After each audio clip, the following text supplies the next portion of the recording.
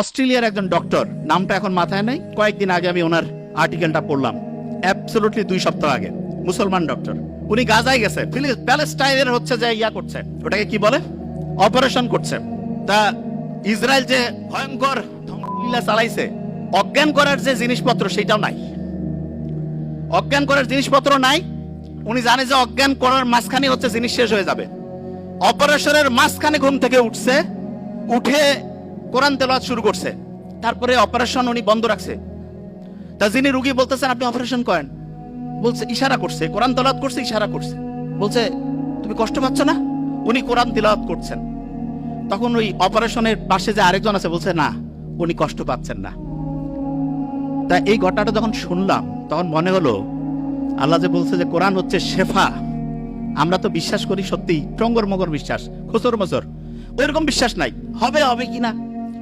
এবং সত্যিকার অর্থে অ্যানেস্থেটিক মানে অজ্ঞান করার যে জিনিসপত্র একটা নাই, কিন্তু আল্লাহর রহমতে সে কোরআন তেলাওয়াত করছে, কষ্ট পাচ্ছে না।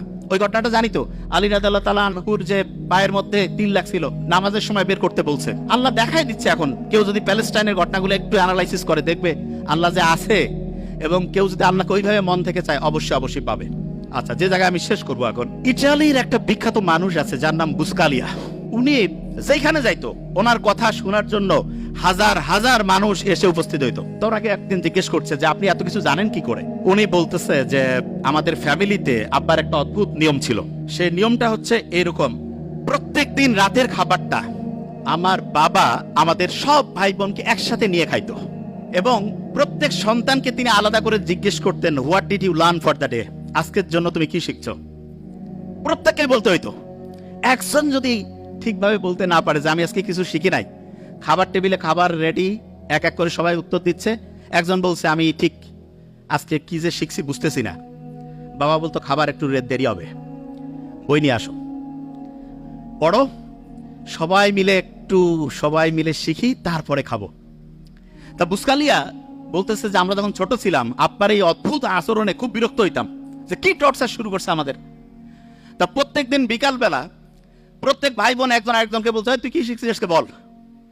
একজন যদি কেউ না শিখে, কারণ ওর জন্য সবারই খাওয়া বন্ধ, পরে শিখতে হবে তারপরে খাবে, তখন প্রত্যেকেই একদম রেডি বসে সবাই বলা শুরু করে দিছে। এমন হয়েছে একসাথে কয়েকজন, তাড়াতাড়ি বলতে হবে, তাড়াতাড়ি খাইতে হবে, ছোট্টবেলায় যেটা হয়। তা আমি অভিভাবকদেরকে বলবো আপনি আপনার সন্তানের জন্য একটা কাজ করেন, জাস্ট ওয়ান। সেটা কি?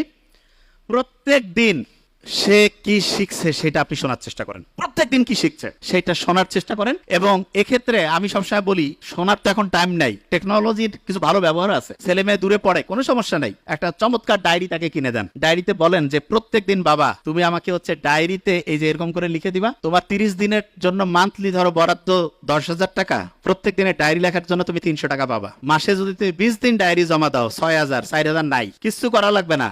ছোট্ট মানুষ তো, সে চিন্তা করবে আমার এই টাকাটার দরকার আছে, ঠিক না? তুমি ডায়েরি লিখে দিবা না, তোমার কিছু করতে হবে না, ওকে ফাইন, দেখা যাবে তুমি 4,000 টাকা কম পেয়ে কিভাবে চলো। এবং এটা রেগুলার করতে হবে। আমার ছোট ভাই ওইখানে আছে ডক্টর নোবেল, তারা যখন কলেজে পড়তো আমি ওদেরকে রসুন আর গরুর মাংসে ঝোল দিতাম, আমি মেডিকেলে পড়তাম।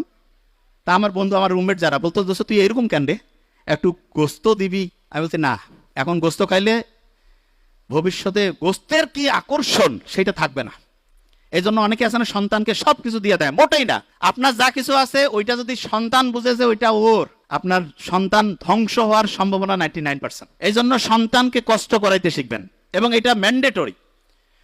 এবং তাকে বুঝাতে হবে যে বাবা তুমি যেই ফ্যাসিলিটি পাচ্ছ এটা হচ্ছে এক্সট্রা, তোমাকে নিজে সবকিছু করে সামনে তোমার হিসাব, তোমার আমল তোমার হবে।